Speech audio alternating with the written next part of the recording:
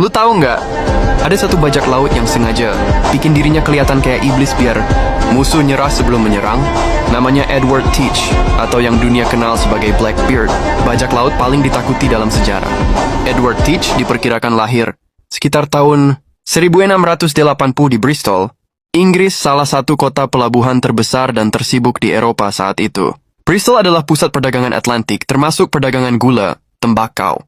Sejak kecil, Teach tumbuh di lingkungan pelaut, kapal dagang, dan cerita tentang laut lepas. Tidak seperti gambaran bajak laut, banyak bukti menunjukkan Teach bisa membaca dan menulis, hal yang jarang di kalangan pelaut biasa. Ini mengindikasikan dia mendapat pendidikan dasar, mungkin dari keluarga kelas menengah pelabuhan. Saat masih muda, dunia sedang dilanda suksesi Spanyol, Juventus sampai 1714. Inggris mengizinkan banyak pelaut menjadi privateer, pelaut bersenjata, legal yang boleh menyerang kapal musuh. Teach ikut terjun ke dunia ini. Di masa inilah dia belajar navigasi, taktik laut, penggunaan senjata, dan yang paling penting psikologi ketakutan. Ketika perang berakhir, ribuan privateer tiba-tiba kehilangan pekerjaan. Pemerintah tak peduli. Laut penuh mantan prajurit tanpa penghasilan.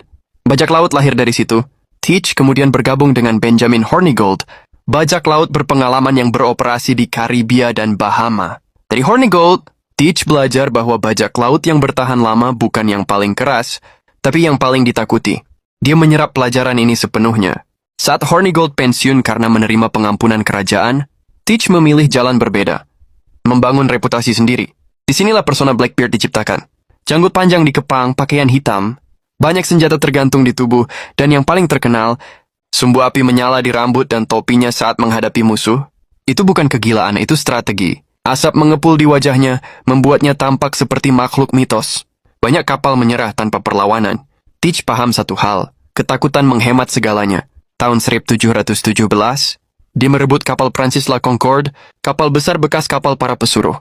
Teach mengubahnya menjadi Queen Anne's Revenge, lengkap dengan puluhan meriam. Nama kapal itu sendiri adalah sindiran politik, mengacu pada ratu Anne yang baru wafat dan Inggris yang berubah. Dengan kapal ini, Blackbeard menguasai jalur laut Karibia dan pantai timur Amerika. Puncak kekuasaannya terjadi saat dia memblokade pelabuhan Charleston, Carolina Selatan.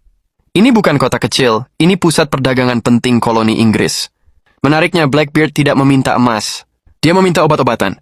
Ini menunjukkan dia berpikir jangka panjang, bukan rakus sesaat. Setelah permintaannya dipenuhi, dia pergi begitu saja. Bertentangan dengan mitos, Blackbeard jarang mengkasari tawanan. Dia lebih memilih menunjukkan reputasi. Namun ketenarannya membuat pemerintah kolonial resah. Bajak laut bukan cuma ancaman ekonomi, tapi simbol perlawanan terhadap kerajaan. Teach sempat